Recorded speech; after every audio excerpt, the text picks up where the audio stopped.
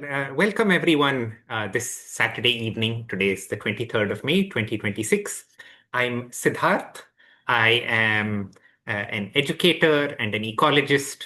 I work with GenWise and am a community lead at the Gifted World online community. Gifted World is an online community that we started back in 2024 with the goal of bringing together students, parents, teachers who would really like to see everyone realize their full potential. Right? We largely work with students in the middle school age, so from grades 5 until 8 or 9, so ages 10 to 14, because we believe that this is a very crucial time period. In primary, students are still sort of learning about the world around them, figuring out basics. By the time you're in your 10 or 11, you generally have a good handle on what your abilities are, what your talents are, a bit about what your interests are. And so the raw ability that you have at grade 5, 6, by the time you come out at grade 8, 9, that needs to be transferred into competencies, the capability to think in a particular discipline, to sort of plan your day. You slowly start to take more charge of your own education by the time you enter high school. And in high school, the pressures in terms of what all you need to do mount and become, they start taking over your life. So our goal with the middle school years is to help students and also parents and teachers navigate them so that these students really develop a love for learning, which more than any content, we feel is far more important for their whole life. And also just explore and see the possibilities around. Gifted World is a partnership between the Northwestern University Center for Talent Development, that's based in Chicago, Educational Initiatives, that is a leader in assessment in India and the UAE, and GenWise, the organization I'm with, where we nurture talented students. We do one of these sessions every month, starting from last month, and we also have a range of really fun masterclasses, various topics that have been taught in an interesting manner for this age group. The goal of this career series is, as someone stated earlier, as Abhiri, I think maybe the youngest person in this room, stated, to show you what do different careers actually look like. Because we often have this very caricatured sense, except for what our parents do. We have a reasonably good idea of what our parents do. We mostly don't want to do that. but for other professions, what does it look like? And often when your parents are 20, 30 years older than you, what you're seeing is a professional at their stage. So what do professionals, younger people in the middle ages look like to you? So these sessions will happen every month, and our goal is for them to be interactive. I will be, I request folks to take care of keeping themselves muted. I will pause for questions in between, and then we can, so we'll just take it ahead. Thank you all for coming, and feel free to, at any point of time, keep dropping your questions in the chat. We'll also have plenty of times for questions in the middle and on the way. With that, I'd love to introduce our guest for today, Dr. Pritha Ghosh. So I'm very bad with traditional introductions, so I will just go with it the way I do. Pritha was a friend for the 2 years that I spent at the National Center of Biological Sciences. And she was someone who was deeply immersed both in her work and in her art. And I didn't realize the extent of how deep she was in her art until I got to see her practice or we had conversations. So recently, I've been talking to parents, just like many of you here mentioned, who are thinking about what is it like to navigate both an interest in the arts and in academics. I have been dabbling in music for many years, not particularly good at it, but I do it out of love. And I didn't feel like I was qualified to talk about this.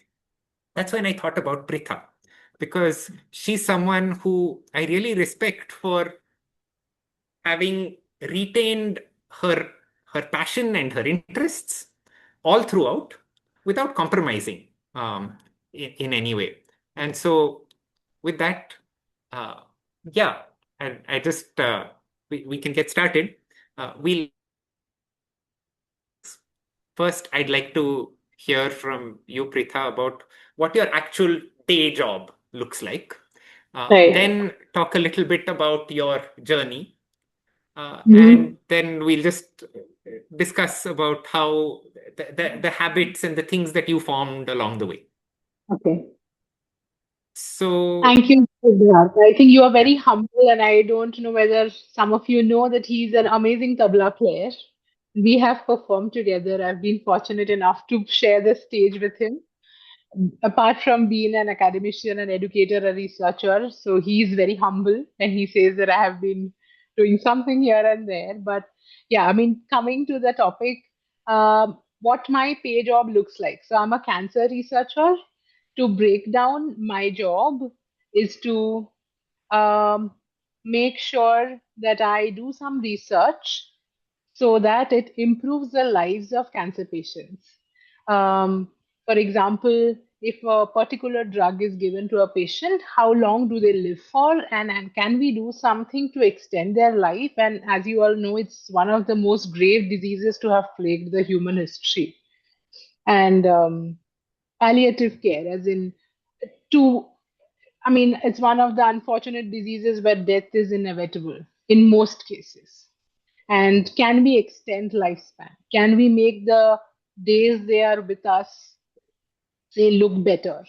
And to be very frank, it is not easy on a day to day basis, especially when you are following patients for years and months and then they pass away and you see really bad cancers happen to people, not one, like two, three, four cancers in the same person.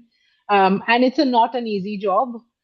So, what I do is I look at patient histories as a researcher and I help pharma companies when they're coming with their drugs in clinical trials, make sure that they are choosing the right patient, the right people are getting the right drug, not the same drug helps everybody equally, right? So we need to choose the right patient who should get the right drug so that their lifespan and their sort of upcoming days look better.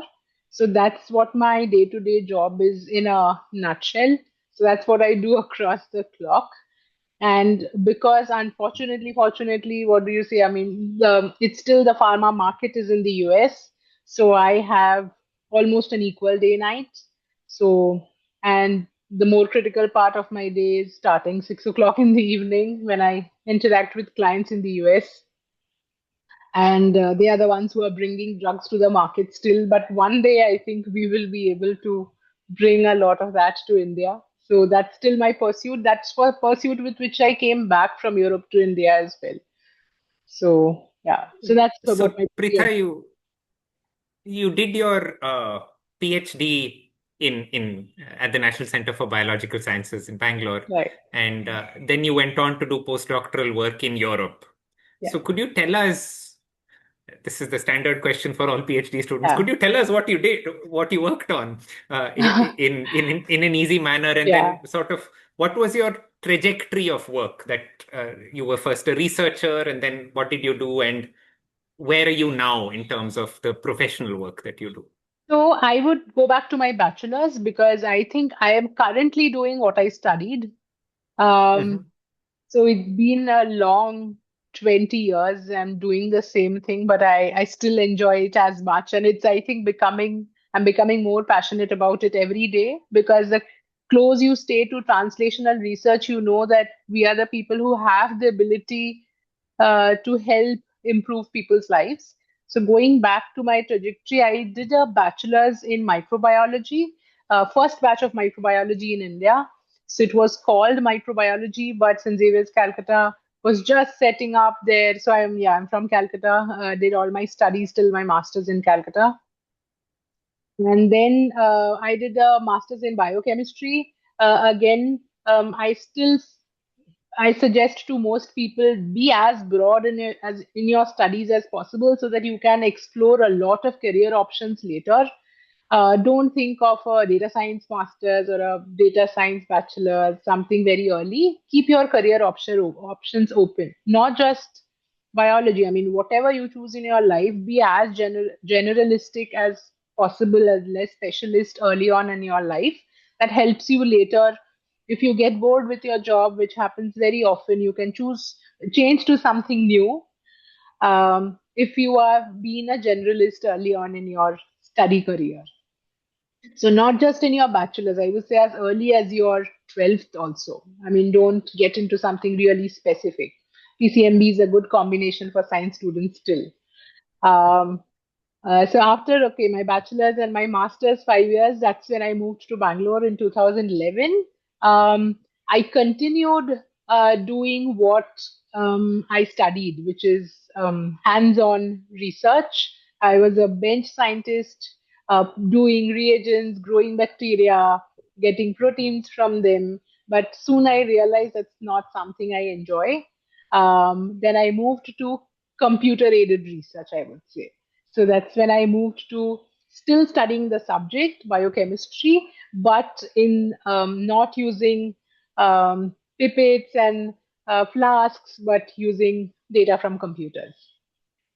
So what I studied is how different RNAs and proteins within the human body interact, and what keeps the cell within a human body going, how the mechanisms are going on in a regular basis, and what does the cell do to not make mistakes, so that our normal things go on without errors. And if there are errors, that's what leads to cancer. So I was studying during my PhD the regular mechanisms that lead to a normal cell functioning, and how different molecules interact with each other.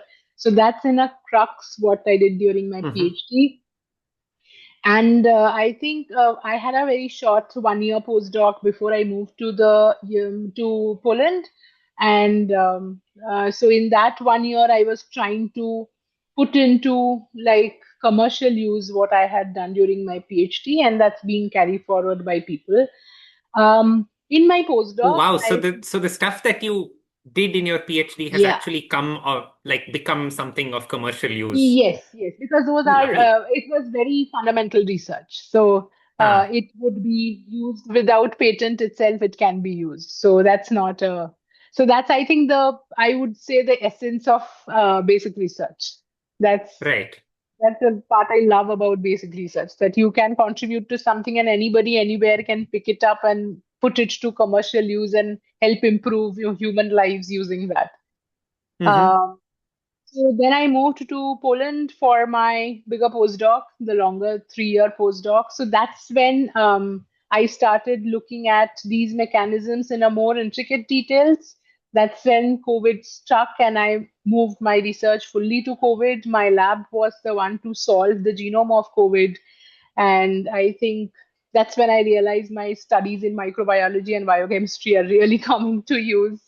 That was the first time I was seeing working on something and the work actually being used to make vaccines and all. So that's when I think it clicked that translational research is what excites me. And I don't want to follow the traditional PI tenure track, become a lab leader, set up my own lab anymore. But I want to come closer to translational research, um, do something that can help improve human lives, can save lives, can improve longevity like that. So Hmm. that's when I came back to India and I started working, continued working on COVID. During the Delta. We published the work on the Delta variant and how to prevent the loss of lives. And then COVID. So then it was time. The COVID was over, and then I knew it was time to go back to pursuing what I wanted to do. So I moved totally to oncology because that's still a field.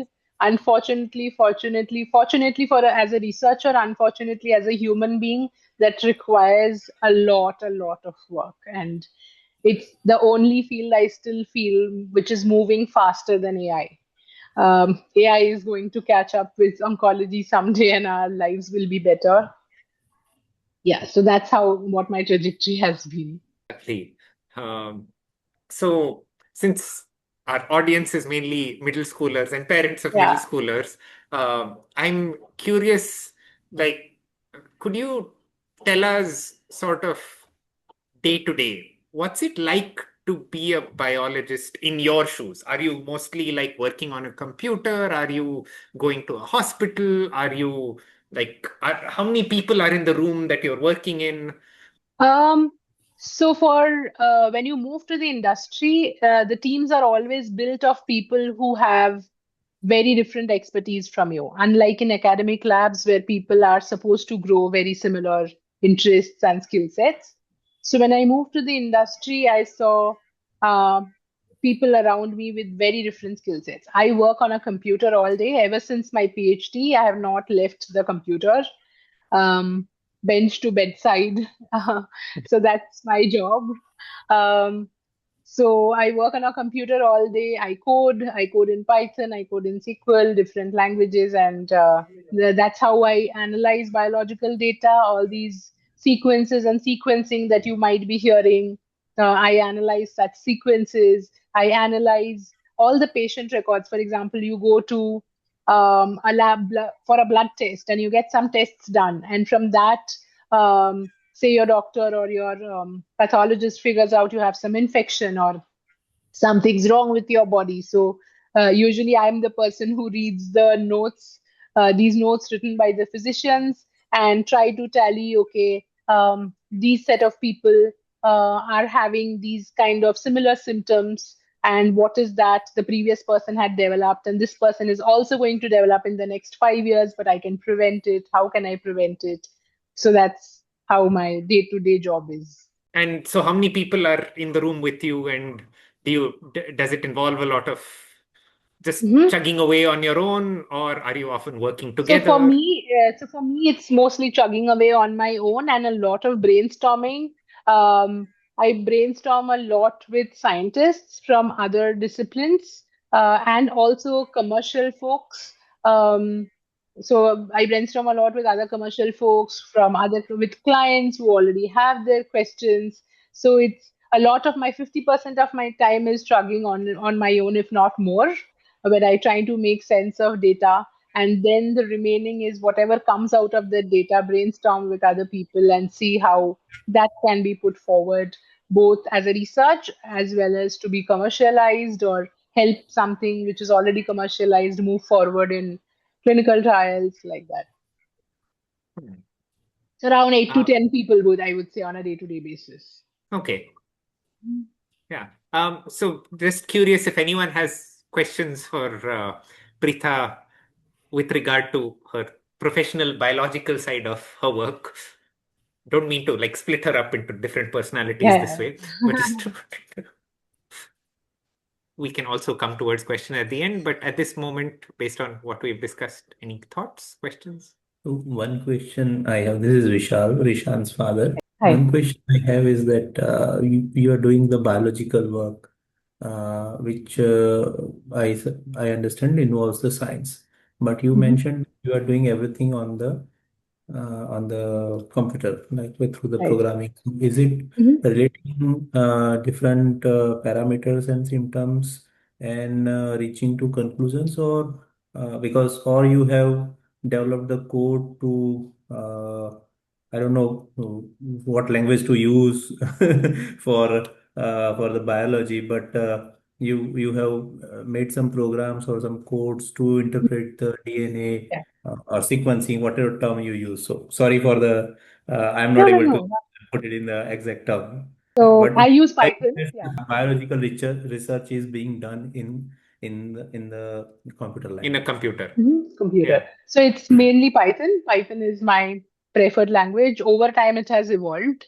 It was Perl, which was mainly perceived by the biological community in the previous decade. From the end of the last decade, Python has taken over like everybody else. And now, uh, with a lot of AI support, you don't need to be a tech savvy or a programming savvy. The AI agents are able to help you in a lot of stuff. But still, how biological research is done, like to give you an example, say during SARS-CoV-2 infection, every person's infection blood was collected, right? And so the labs would culture those, and some of the labs would sequence those. So from 10 people infected from a neighborhood, if their DNA is cultured and is sequenced, what I try to do is look at those sequences and try to see if there is a commonality in the pattern. Is there something in your DNA that is making you more prone to getting infected by COVID, SARS-CoV-2, and get COVID as opposed to others? Why people in the same family are not getting infected, whereas you are. So that is, say, one example. So that's the closest example I could think of. Again, the same thing for cancer, right? So which is very common. Cancer is a genetic disease, majorly a genetic disease, where it is already programmed in your. Some of the cancers are more genetic, like breast cancer, ovarian cancer, where it runs in the family, and if it already runs in the family, you should know. And testing is very common in the US. Unfortunately, it's not that common in India.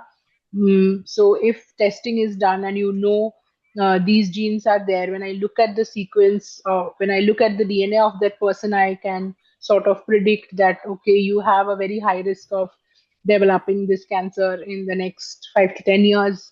Take precautions, start taking drugs, avoid these things.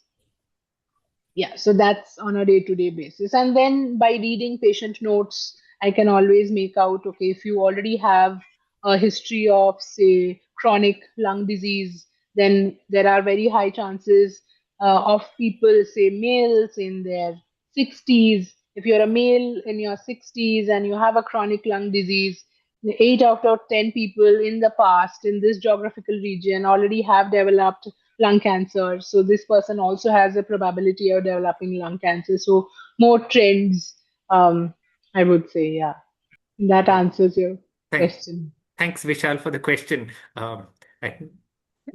I, this is especially a danger with interviewing biologists, because I'm also a biologist, and therefore I'm like, yeah, of course, lots of biology happens on the computer. So, as I said Can at I the have very a start, no follow-up question is a on bad that? question. Can I have a follow-up on that? Yeah. So, So the you collect the data. You mentioned that for COVID. mhm.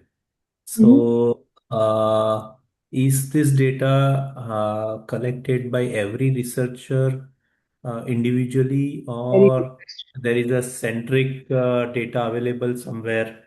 Like I am chemical engineer, so we Mhm. have our thermodynamic equations Right. and we have our physical chemical properties, and everything is Mhm. formulated into some equations and Right. tables and fed to the simulations, and then we can anyone Mhm. can use it and do the calculations on a computer. Mhm. So how do you guys do this? Yeah. So it's slightly different for pandemics and epidemic diseases compared to, I would say, more coronary diseases or oncological diseases.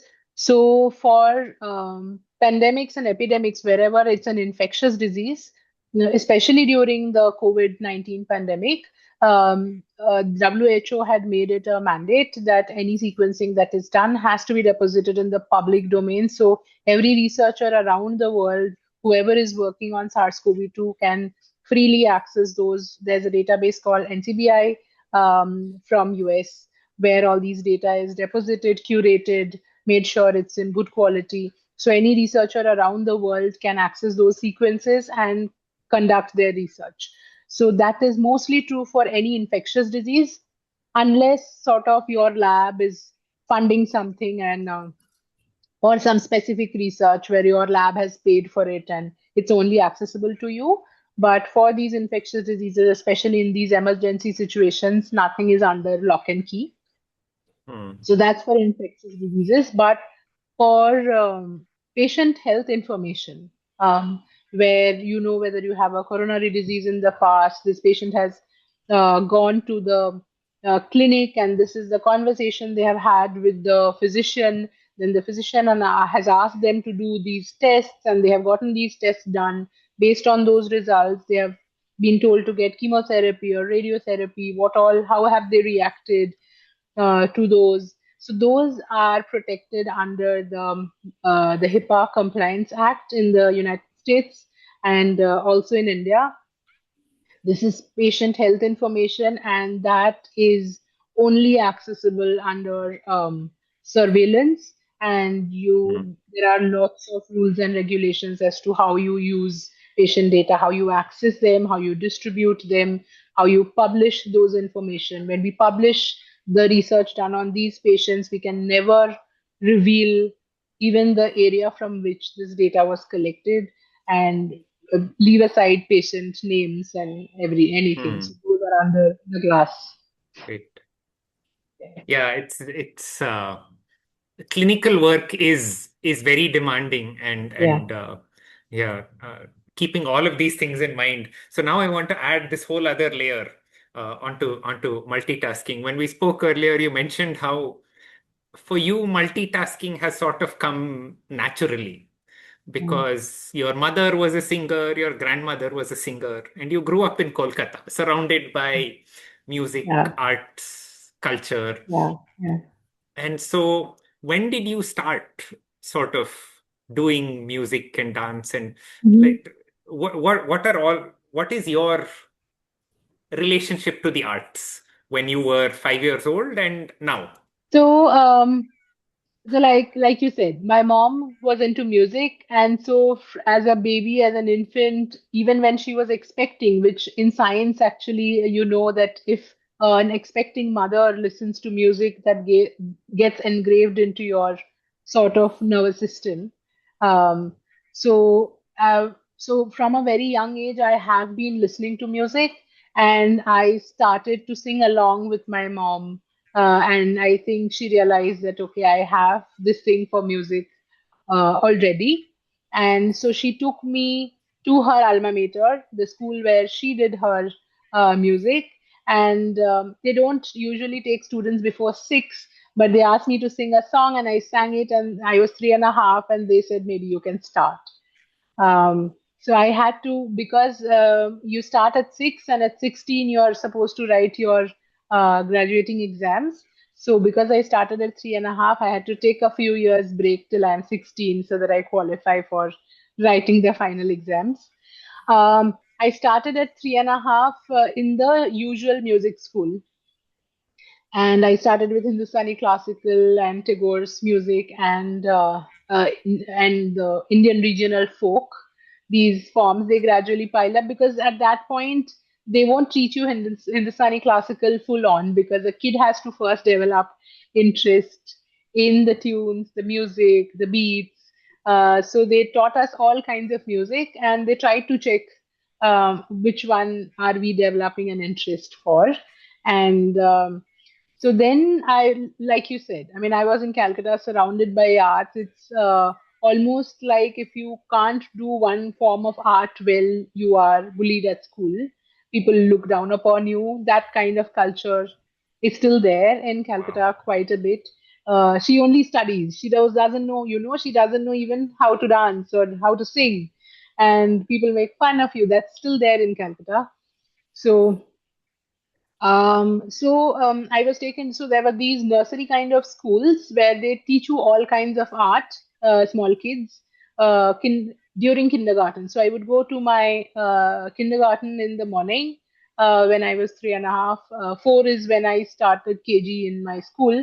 But before that, I would go to this school where they would teach you all forms of art. I mean, there'll be in one big hall, there'll be a music teacher teaching music, there's a dance teacher teaching dance, there's a craft, there's art, and then they would test all the kids into all forms and see whatever they are interested in, or gradually. So that's how dance happened to me, because I don't have a documented history of dance in my family, and I got interested in it. Art, I think I was just attracted because of the colors, but I realized that art will only be. I had two left hands when it came to drawing, so art was only helpful to me to, do the biology textbook drawings for me later in life. I didn't. So that's how music and dance happen. And I think I was too young at that point to distinguish academics, dance, and music at that point. And I knew, so it sort of became a way of life for me, I would say. So the real distinction that this is an art form came much later, I would say, and it maybe not before How eight much later? 8 to 10, maybe, that this is an Mhm. art form and not a way of life. So for me, it was like I go to school in the morning, I go to music class or dance class in the evening, and that's what I do on the weekends. It's just how it works. Yeah. So, hearing what you've said so far, it could feel like one reaction could be, oh, that poor child, she's not getting any time to herself. Like, where's the fun in it? Mhm. So, what's your response to that? So for me, like I said, I never felt overwhelmed by it. I was very hard on myself with my academics from a very young age, and I will come to that later. I mean, that's a different story altogether. That's something, because a lot of parents are here. I would like to make sure that they don't do the mistake that I had done.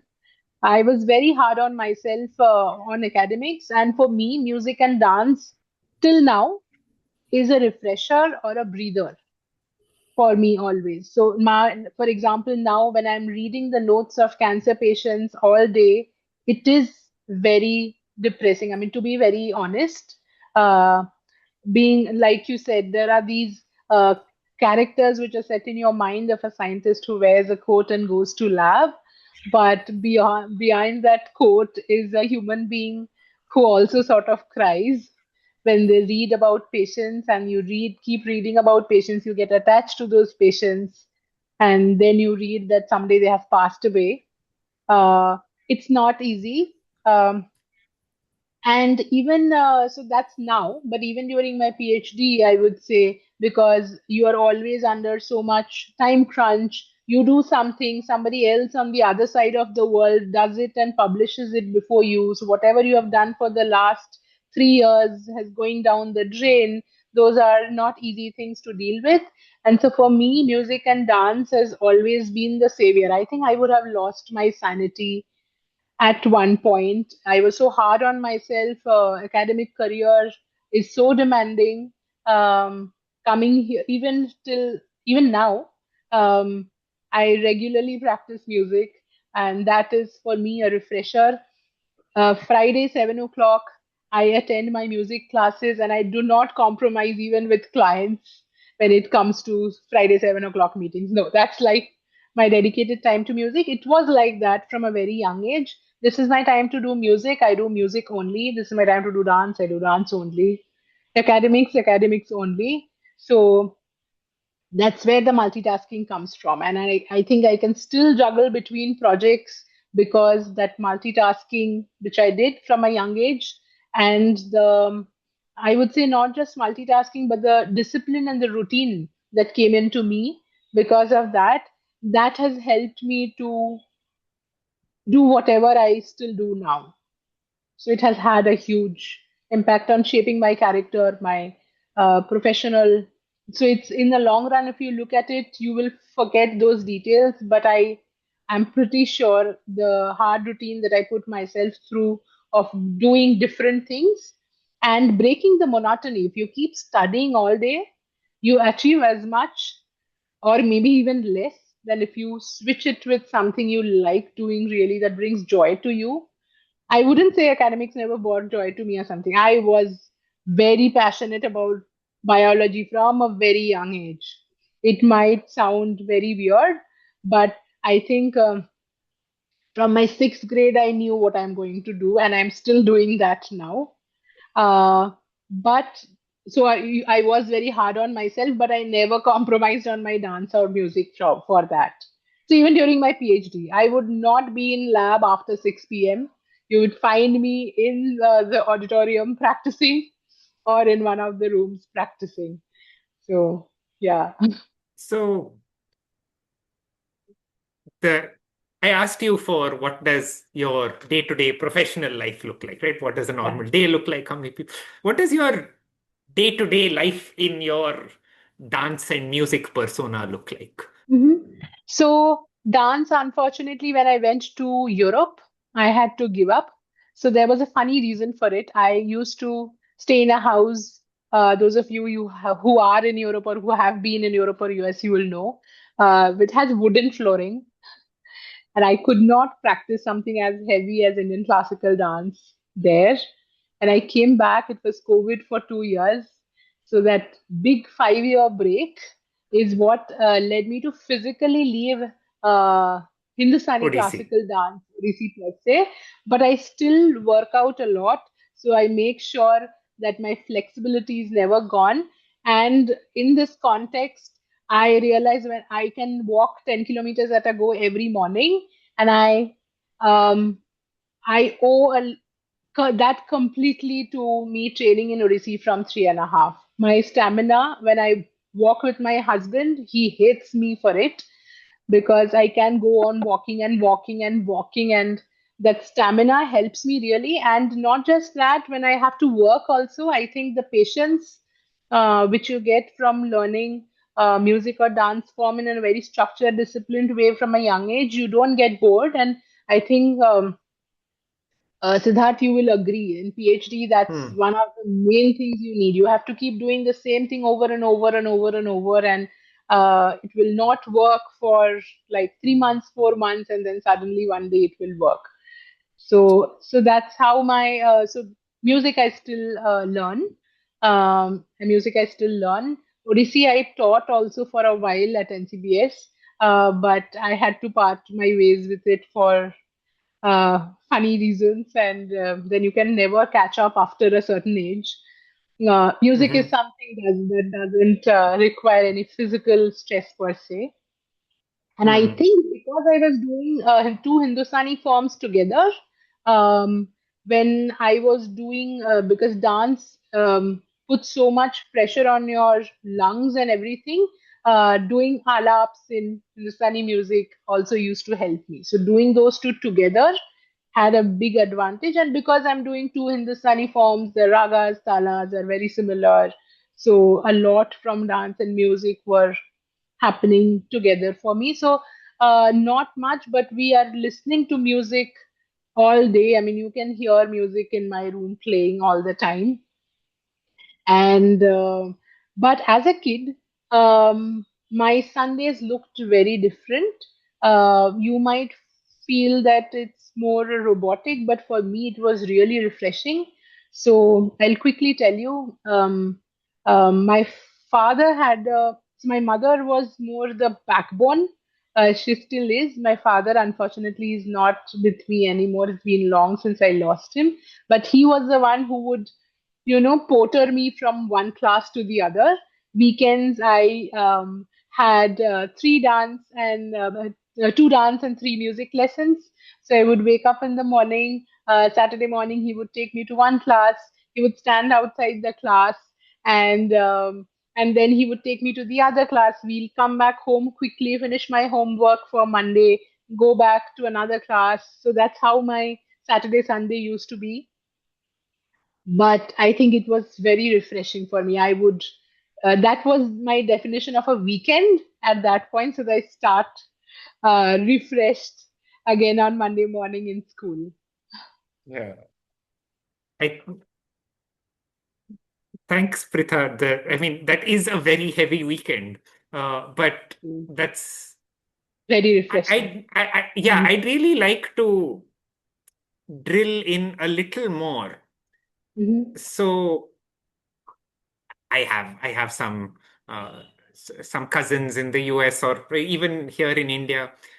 There are so many people who are under pressure to uh, have an art form, do do some debate kind of thing, do some social service, do this, do that, and then all of that looks good on your CV. I remember one one. So I went to the US only for my PhD, and one of the things that really shocked me when I saw students in a university there was just how their relationship with every piece of extracurricular work was, Yeah. how do I get it to fit on my CV? And one could look at your story and see that same story, like right, say that it matches, but I know it doesn't for you. Yeah. So what would you say is, and I mean, also because you did all the exams in art, in Hindustani classical music, in Odissi. So what would you say is different? Like how did you approach it in a manner that feels healthy for you? So I would say my school was a very academic school. For them, extracurricular, I went to a girls' school, so extracurricular had less sports. That's something I think I missed doing in my life. I would, if I can rewind back, that's something I would do alongside my dance and music. That's a different kind of refresher, I would say. And that's something I think everybody should have on their CV per se or have done in their life. Um, my school was a very academic school, lots of pressure in terms of studying, getting good results, good grades. We had like fabulous students in my class with me, and they're all excelling in their careers at the moment. So there was a lot of pressure to perform. They would usually throw out students who would not do well at the end of the academic year. So luckily, I had never had to see, but there was a lot of pressure to do well. So with music and dance, even though I went to the traditional schools where I would be writing exams and getting a university degree, it was more human to me. There was a human connection with the gurus, with the colleagues, because they were all of different ages. So I had people in my same class who were 20 years elder to me, 10 years elder to me, 5 years elder to me. When I was starting, after that, people who were 10 years younger to me, we all would be practicing together at different stages. Some will, when in dance, we all start dancing together, and the younger ones drop out, and then the elder ones join in. So, even though you are in a curriculum, there is a certain level of flexibility as to how it was done, which never made it feel very rigid. So even though you are doing your syllabi alongside, there's always a parallel human side where you are doing stuff which adds joy. You know, you are preparing, and I think a lot of you who have maybe doing sports or any other kind of extracurricular know the preparation time is the best time, even better than the performance day, right? So we make lots of memories. I mean, I remember, I'm sure Siddharth also agrees that the rehearsals, the prep times are so much nice, and the amount of joy that brings to you. And I think I still smile when I remember those days. And as a kid, when I would go to a school which is like that rigid, coming back and going to a music school uh, which is strict and lenient at the same time, where you get to Hmm. do something which is more serious, but then also pursue something which brings you joy, perform dance dramas like musical theaters, folklores, that, yeah, that brings you a certain joy, which yeah, at that point, I think I enjoyed my academics even more when I started my bachelor's, because my bachelor's and master's, um, again, Calcutta, there was a certain extracurricular component that was. always going on around you. There's always a program there. People are coming and say, "Can you dance? Can you sing? Okay, we are recruiting you for this program." Okay, so there's always this in between labs. In my masters, I used to start transformation, inject bacteria, and then I would run, go practice for a dance, come back, see whether the bacteria has grown, not grown. Okay, I can go again, practice something, come back. So that sort of gives you a flow, breaks the monotony, and make sure that your life always has this sense of that you're moving and not static in some way. So um, I really should turn over to questions, but parent Yeah. questions or Yeah. attendee questions. But one final thought, thing that I definitely want to cover. Uh,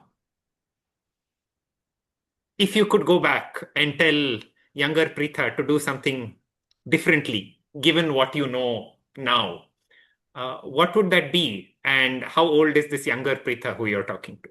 I think this is a very important question, and I would really talk to the parents at this point.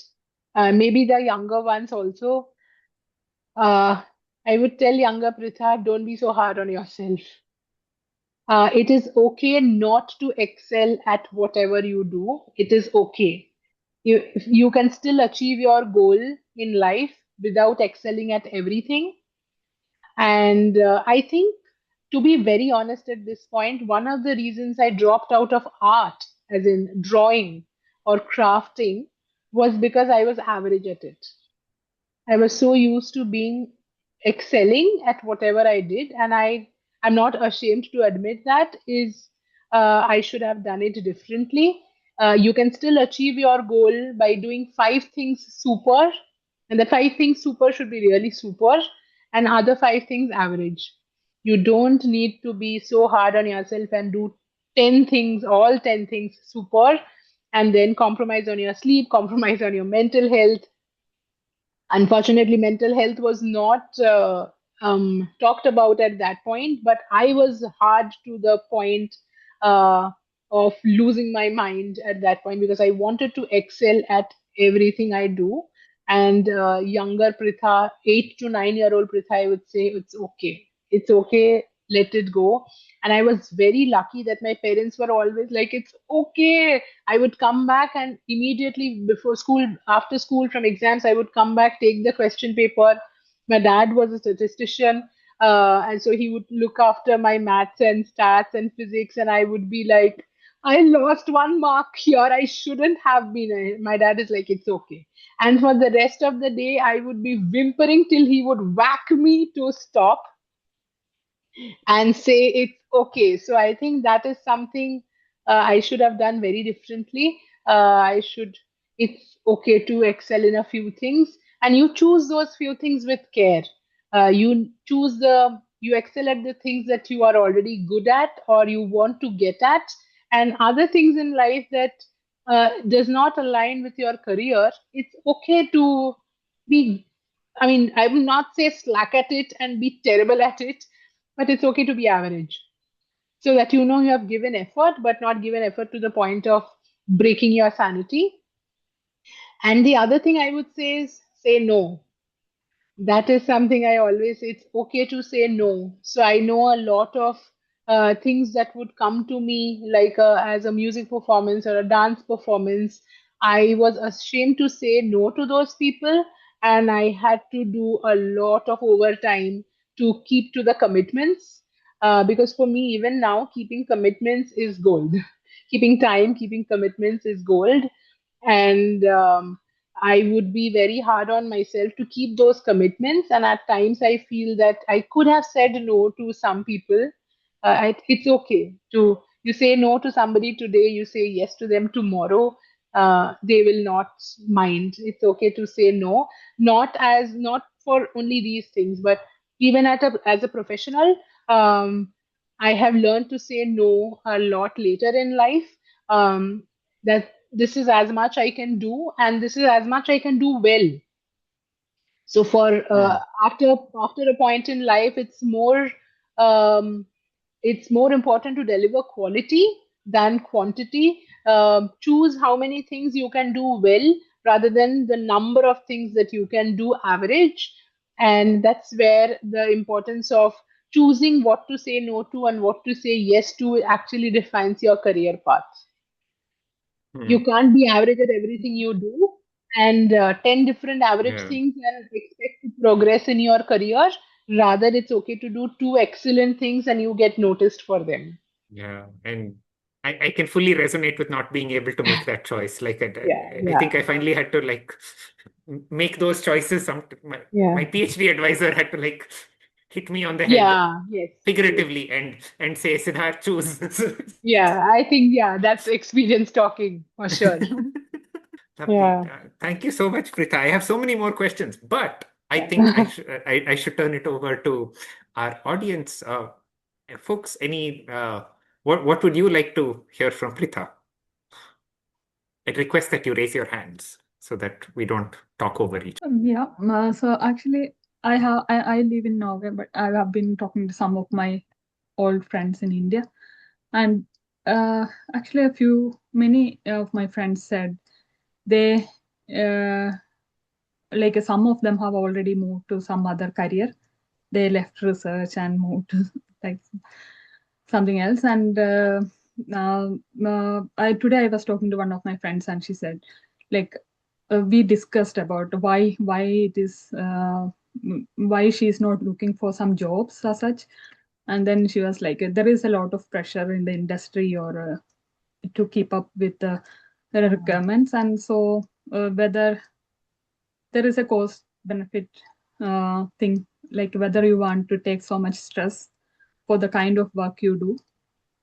And then she chose to not to go for the work and yeah, have a life of her own and find out more options, what else she can do, explore more.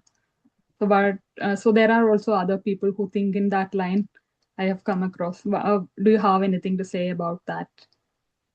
Is there So a trend? I think, Anushree, I think to be very frank, during COVID, I think many of us realized how important each person's job in the community is to get the community going.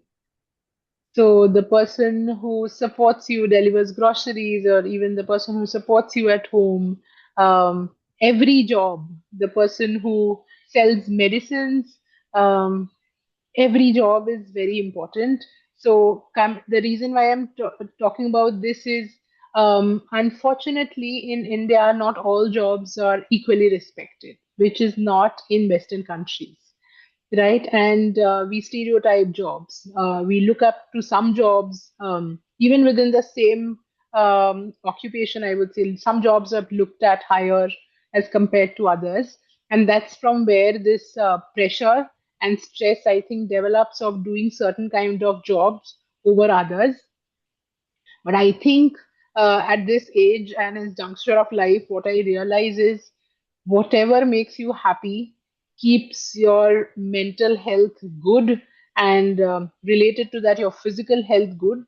As long as you are happy with the job satisfaction is the most important thing, and there's nothing above it. Just because everybody else, and I'll give you a very simple example which all of you can relate to. I had a lot of friends who got very good marks in their 10th boards. They wanted to pursue humanities, political science, sociology. Their parents were like, "You've got very good marks. You have to study, physics, chemistry, maths, bio. That's science or nothing else ahead." Some of them revolted and came to commerce. Some came to arts, and they are doing fly. They come out with flying colors in their lives. So you need not necessarily do. And the others, which who were forced to doing science, they perished. They had to go back and redo what they actually wanted to do. So I would say every person's job is very important, and every person's job is required to keep this community running. And as long as you are happy with the job that you do, doesn't matter what people around you are doing. If you are not happy with your job, that is a very different thing. But you don't need to worry about what people around you are doing or what people around you are saying, or the kind of jobs they are doing. As long as you respect yourself, you respect the you're happy with your job, you should have self-respect, very important. You should be happy, and you should hold your head high for what you are doing. So I think, for example, my mom is a homemaker. She left her career in music to raise me. Um, and I think I am nobody without her. She never even thought of a job, and she doesn't regret it. But I think every job, that's also a full-time job, which is underappreciated, right? And I think every job, you don't need to do a job. Supporting another person is also an equally important job. So that's my take. Yes, sir. So, ma'am, the question I have is, how did you balance such, different passions without letting one overpower the other? Yeah, so I think this is where I was hard on myself, because I knew, like I said, from a very young age that academics is going to be my career. But because I know that is what I like doing on a day-to-day basis, but because I was very hard on myself and I didn't like slacking, so I wanted to do whatever I did very well. That's why my music and dance also I did with a lot of force. Of course, before exams, any of the exam, if it's an academic exam, then that would overpower. Singing and dancing have to take a backseat. If it's a music exam, then the others have to take a backseat. Especially during singing exams, dance has to take a backseat so that it doesn't affect your vocal cord. Um, Hmm. with dance, it's not that much of a problem. You can have with dance exams. I mean, I would say academics would suffer a bit because you will be extremely tired. So dance was, I would Yeah. say, harder to maintain, but um, it's okay to take one profession that keeps you happy, because so that I would say if I would have only done academics, I Hmm. don't think I could have excelled in it, because I would have been drowned in the monotony of doing just that and not having something else to do, because I knew that okay, till 5 o'clock I'm going to study, and from 5 I need to move to doing something else. I was always on that ticking clock, and Hmm. that helped me, keep myself rooted, not like daydream. While I know I don't have a scope to daydream because I have this much time to study, I might end up studying as much, but routine is what kept me, helped me do everything. So I know how much I have to do for studying and how much I have to compromise. As a very small kid, my mom used to help me with those routines. She would tell me, okay, you have this much to do, okay, so then you can study till 5 o'clock and you will finish this much. When you don't when you don't get that sense yourself, then somebody of a parental age has to do that, who knows your entire thing. So that's when I think routine fell into place, and that's what I still use, because I wake up in the morning. I'm like a robot. I mean, I work out, I start work, and in between, I help my mom for lunch. I get back to work. Then I'm a big cricket and sports fan. I still manage to watch TV even when I am in meetings. Then I cook dinner, have dinner, finish all my meetings, at least watch 1 hour of TV with my husband, and then go to sleep. So I think that is still coming from that routine.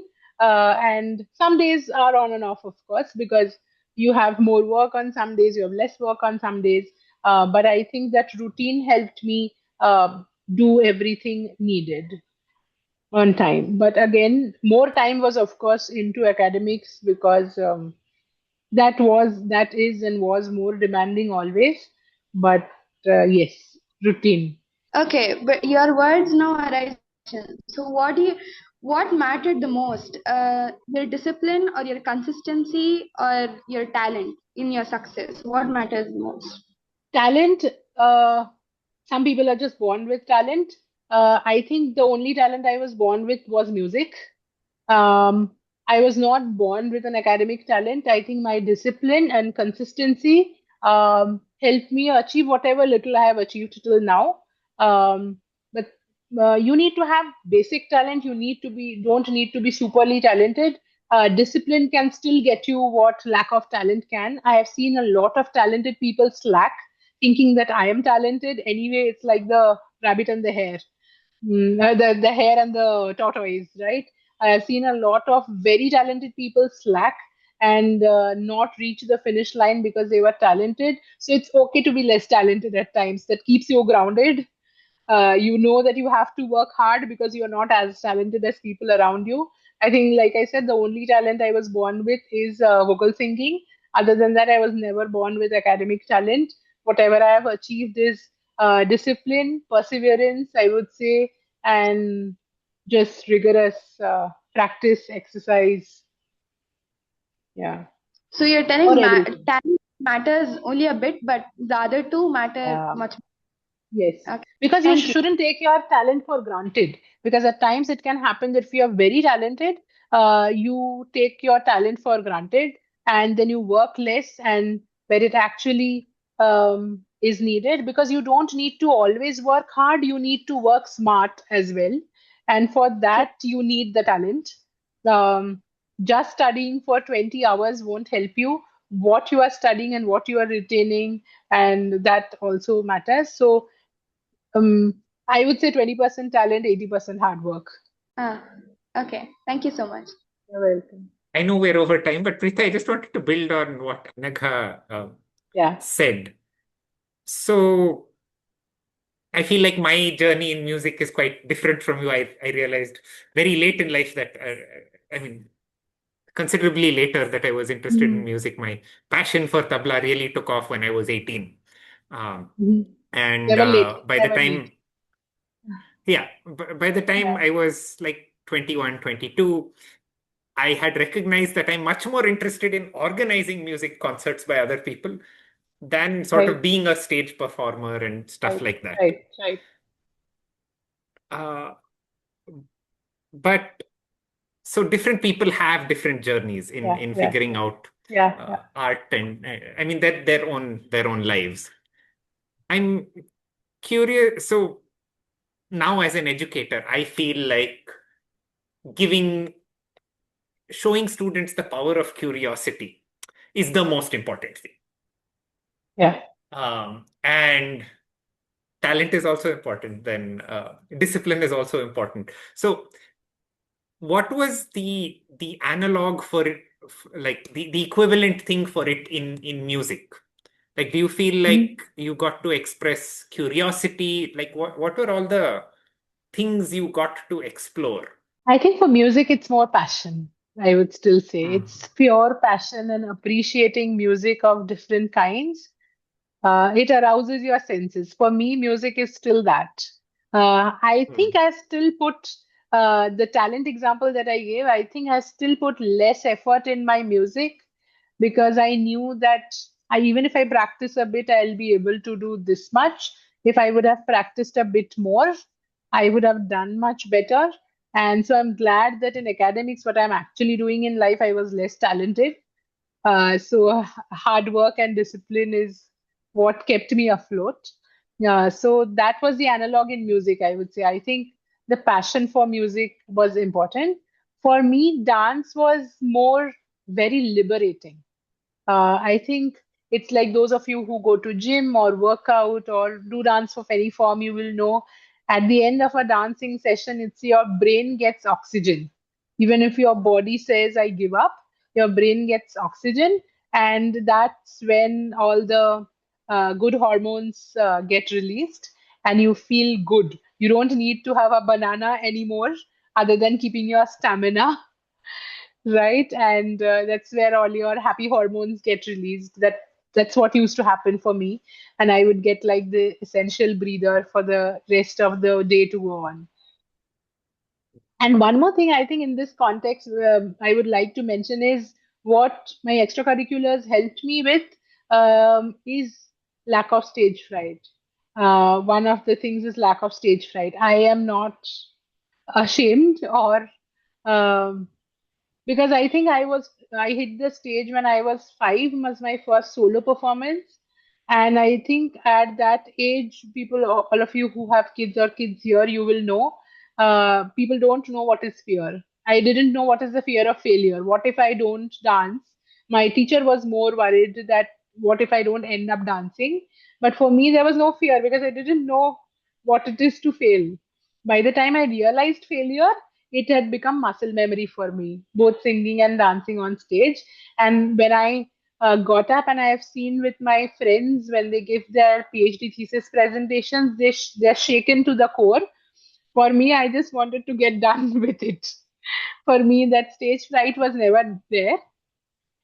And I think I learned socializing because in school, when you go to the same, you are alongside people of the same age group who come from very similar socio-economic backgrounds.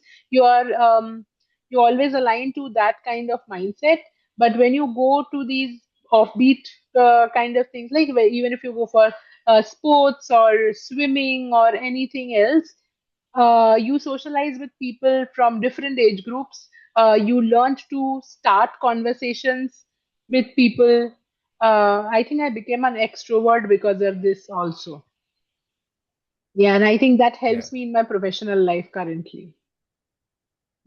Yeah, Definitely, like, yeah, multi-age classrooms are yeah, so the important, best. and we Yeah, also sort of, yeah, yeah, we also do that in our own programs. It's not so right. much about what age you are, it's about what Yeah. ability and your Yeah. group based And on that. also, I So think something what Vishan also had asked about being in Europe, and I think you will also appreciate. But um, like Anushri said, she's in Norway at the moment.